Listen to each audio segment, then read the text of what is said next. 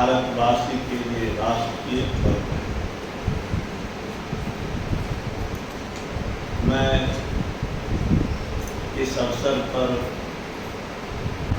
उन महान बलिदानियों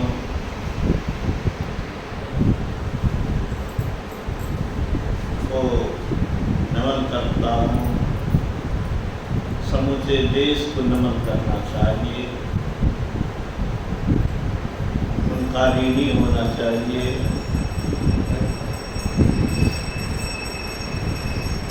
उनकी आत्मा की सदगति के लिए प्रार्थना करनी चाहिए और भारत के सुनहरे भविष्य के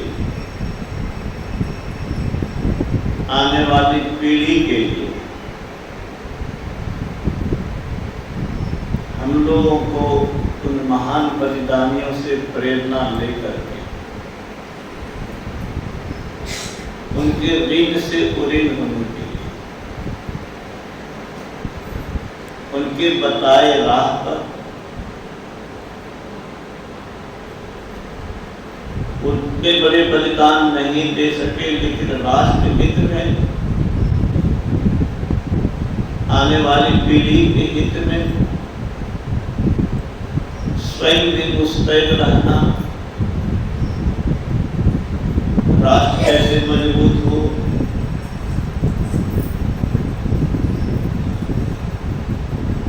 इसके लिए ईश्वर से भी प्रार्थना करना,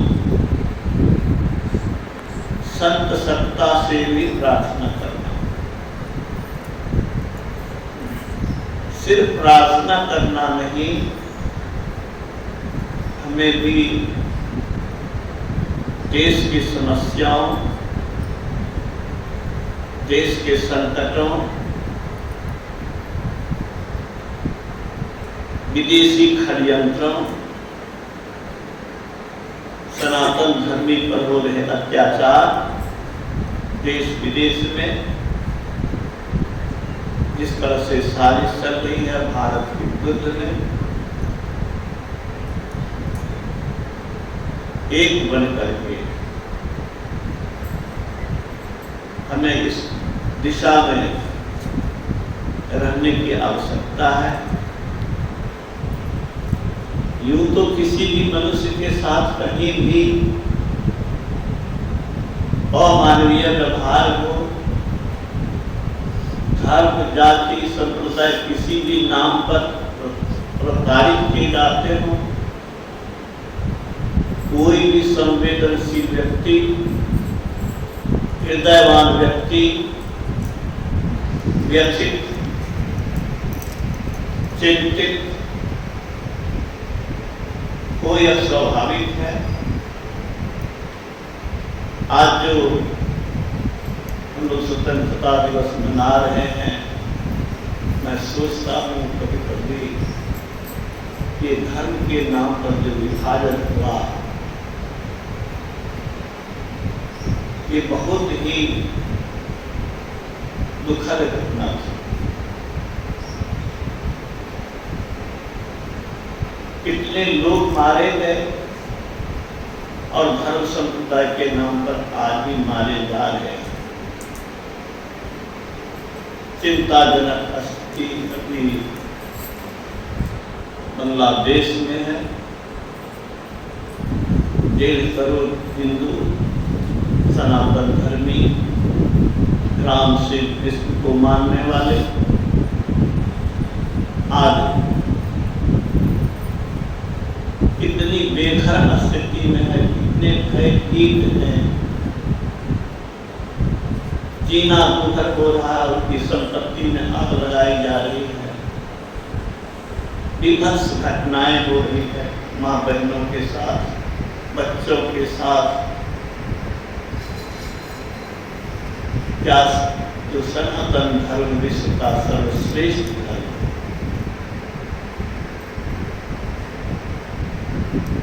सर्वश्रेष्ठ धर्म इसलिए मैं कहता हूँ कि धर्म तो यही है जो मानव के कल्याण के लिए सोचे, मनुष्य मात्र के कल्याण के लिए।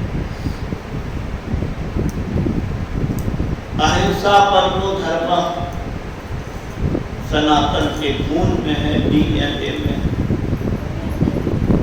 वसुधैव कुटुंबकम, आत्मवत् सर्वभूतेषु, अपनी आत्मा के समान सभी जीवों को देखना। मातृवत् परदारेषु, माता के समान दूसरी नारी को देखना। आज माताओं के साथ क्या हो रहा है धर्म संप्रदाय के नाम पर? सर्वे भवन्तु सुखिनः, सब कोई सुख से रहे। इससे अच्छा विचार मैं समझता हूं कि कोई भी चुनौती देके कहता कि मानव धर्म यही है।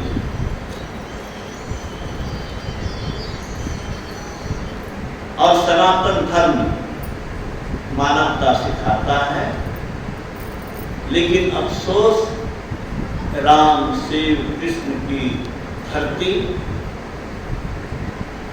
गुरु महाराज ने सत्संग युग में लिखा है, हमारा पवित्र भारत वर्ष भी शून्य प्रतीत होने लगेगा यदि व्यास, वाल्मीकि, सुखदेव, नारद, गार्ग, जनक, वशिष्ठ, दधीचि, बुद्ध, महावीर, शंकर, रामानुज, माधव, चेतन, नानक, कबीर, सूर, तुलसी, नंबरवार, मानिक, भास्कर, ज्ञानदेव, तुकाराम, रामकृष्ण परमहंस प्रवृत्त संतों को निकाल दिया है। मैं उससे जोड़ता हूँ स्वामी विवेकानंद हुए, स्वामी रामतीर्थ हुए, देवरहा बाबा हुए, महर्षि नैनी हुए, आचार्य श्री राम शर्मा हुए, हनुमान पुरदार जी हुए, महर्षि अरविंद हुए, महर्षि रमन हुए, और जिन बलिदानियों ने त्याग दिया, प्राण की आहुति दी, हंसते हुए फांसी पर चढ़ गए, मैं उनको भी संत से कम नहीं समझता हूँ। वो भगत सिंह हो, चंद्रशेखर आजाद हो, सुभाष चंद्र बोस हो, इन लोगों ने जो कुर्बानी दी, किस लिए कुर्बानी दी? क्या इसी दिन के लिए, उसी की धरती पर इस तरह का अत्याचार और मानवीय व्यवहार सनातन धर्म के साथ हो? लेकिन हो रहा है। ये बहुत ही हृदय विदारक है। हमें तो परिवार के किसी सदस्य को तड़पते देख करके जो दर्द होता है, होना चाहिए, वो दर्द मुझे हो रहा है। और मैं समझता हूँ कि किसी भी संवेदनशील आदमी को, हृदयवान व्यक्ति को बांग्लादेश में जो हो रहा है,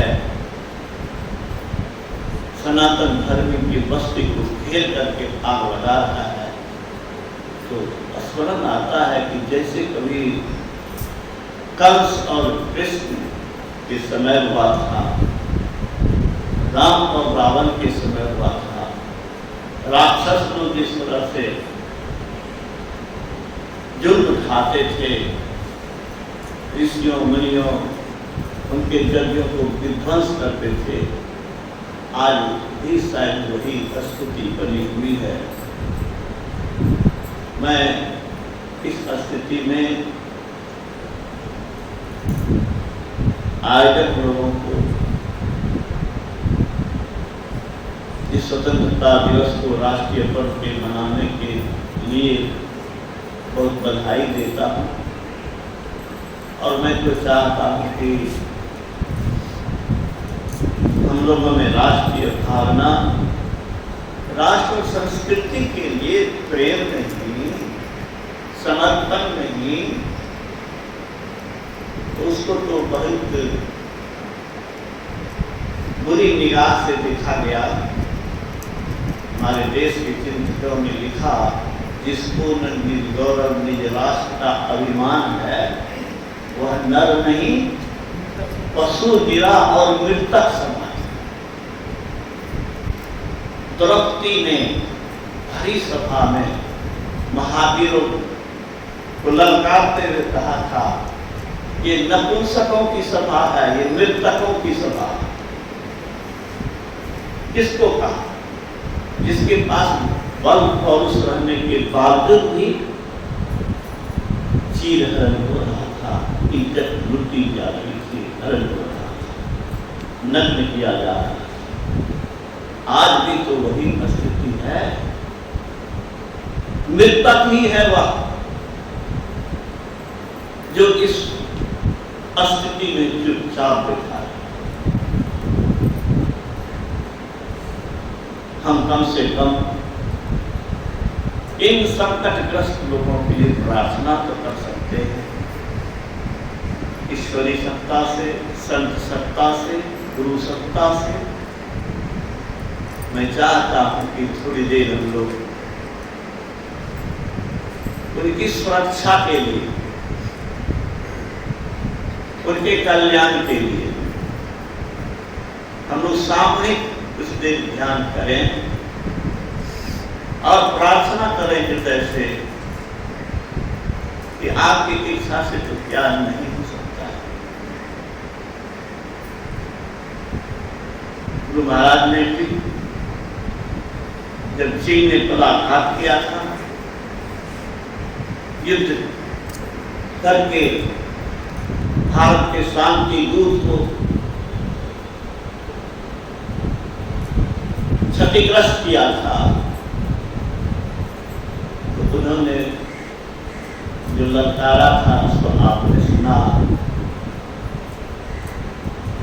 कि प्रत्येक देशवासी को तन मन धन से इस संकट को दूर करने के लिए तैयार रहना है। मेरे गांव के बुजुर्ग जिनको मैं दादा करता था, स्मृति शेष महात्मा बगदलाल दास ने बताया था कि गुरु महाराज जिस समय बोल रहे थे कि मैं बूढ़ा हो गया हूँ, आज भी युद्ध में जाने के लिए सरकार मुझे कहे, हाथ पैर कांपते हैं, फिर भी मैं युद्ध में जाने के लिए तैयार हूँ। ये जब बोले थे, बोलते समय कुर्सी से उठ गए थे, लगा कि चलती है, इतने जोश में गुरु महाराज ने सत्संग प्रेमियों के बीच को आह्वान किया था। तो मैं चाहता हूं कि पहले हम लोग थोड़ी देर,